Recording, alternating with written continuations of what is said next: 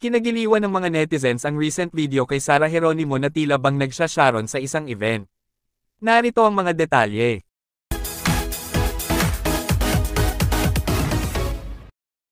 Sa naging special event ng Sun Life Insurance, kung saan brand ambassadors ang celebrity powerhouse couple na sina Sarah Geronimo at Matteo Guidicelli, ay nakita nga ang Asia's popstar royalty at pabirong ang nagbistulang nagsasharon sa handaan ng nasabing event.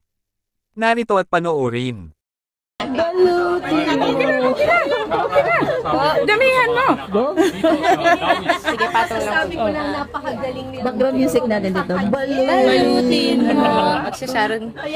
Talaga nga namang kinagiliwan ito ng mga netizens.